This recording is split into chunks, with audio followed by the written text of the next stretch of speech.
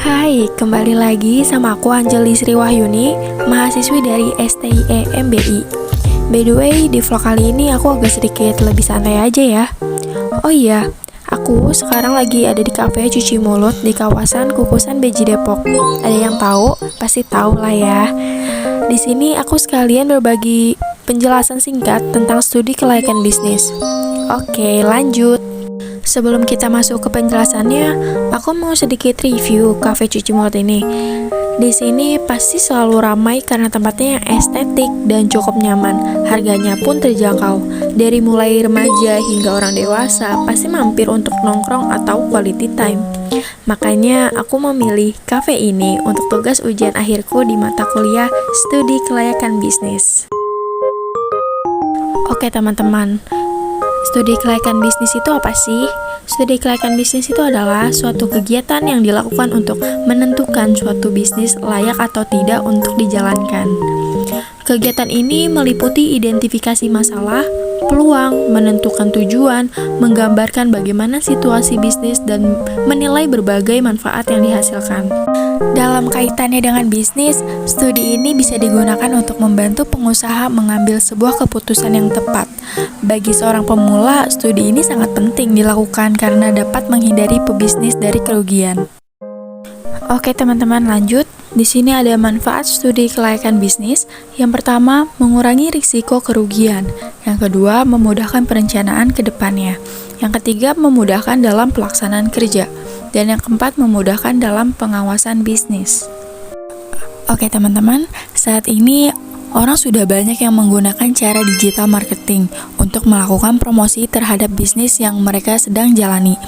Terlebih sekarang juga sudah banyak pengguna yang menggunakan transaksi jual beli melalui platform digital seperti sosial media, website, email marketing, video marketing, dan lain-lain. Seiring dengan meluasnya pemakaian internet dalam kehidupan masa kini, membuat setiap bisnis membutuhkan digital marketing. Secara umum, digital marketing adalah salah satu cara pemasaran yang dilakukan dengan menggunakan perangkat elektronik atau internet yang dipadukan dengan berbagai strategi pemasaran serta berbagai platform media digital yang memudahkan konsumen untuk saling berkomunikasi secara online. Digital marketing di Indonesia sudah berjalan sangat luas. Kini, media yang digunakan dalam digital marketing bukan lagi menggunakan cara-cara tradisional yang biasanya menggunakan media cetak seperti billboard, banner, flyer, atau koran. Para pengusaha pun sudah mengepakkan sayap bisnis mereka ke berbagai platform yang digunakan dalam digital marketing. Selanjutnya, aku ingin menjelaskan singkat tentang segmentasi pasar. Segmentasi pasar adalah pembagian sebuah pasar menjadi suatu kelompok pembeli yang berbeda, tujuannya untuk membentuk kelompok pasar yang homogen, sehingga di dalam pasar tersebut dapat ditargetkan untuk memasarkan sebuah produk tertentu yang sesuai dengan kebutuhan, keinginan, dan karakteristik pembeli. Target utama dari kafe ialah kalangan remaja, karena di zaman sekarang pasti butuh dong tempat yang estetik dan nyaman, sekadar untuk nongkrong dan mengerjakan tugas. Dan keluarga juga termasuk loh dari target sasaran, karena kafe juga bisa untuk quality time bareng keluarga. Dengan tampilan yang estetik dan kekinian, sehingga menarik para konsumen. Sehingga sangat nyaman bagi konsumen yang ingin melakukan tugas kuliah ataupun kerja. Tak hanya cocok dikunjungi untuk melakukan kegiatan kantor atau sekolah, kafe ini juga cocok dikunjungi oleh keluarga karena tempatnya yang luas dan memiliki rooftop dengan pemandangan jalan raya. Jadi cocok bagi keluarga yang ingin menghabiskan waktu makan bersama di sini. Baik, pembahasan yang terakhir, pembahasan khusus tentang ekspansi atau perluasan usaha pada era bisnis digital.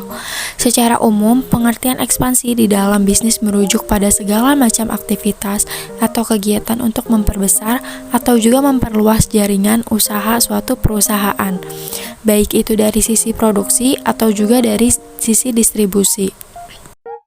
Era digital adalah sebuah masa atau zaman di mana hampir seluruh bidang dalam tatanan kehidupan sudah dibantu dengan teknologi digital. Istilah ini juga bisa diartikan sebagai munculnya teknologi digital yang menggantikan teknologi-teknologi yang sebelumnya sudah digunakan atau mekanik dan elektronik analog oleh manusia. Era digital adalah era yang serba menggunakan teknologi. Salah satu contoh paling dekat dan pastinya semua orang tahu adalah bagaimana internet telah mengubah banyak hal. Tidak hanya bagaimana cara kita dalam berkomunikasi dan berinteraksi, namun juga berhasil mempengaruhi landscape bisnis yang ada di Indonesia bahkan juga dunia. Oke, sampai di sini dulu ya videonya. Kurang lebihnya mohon maaf bila ada kesalahan dan semoga vlog ini bermanfaat. Tunggu di next video selanjutnya. Bye.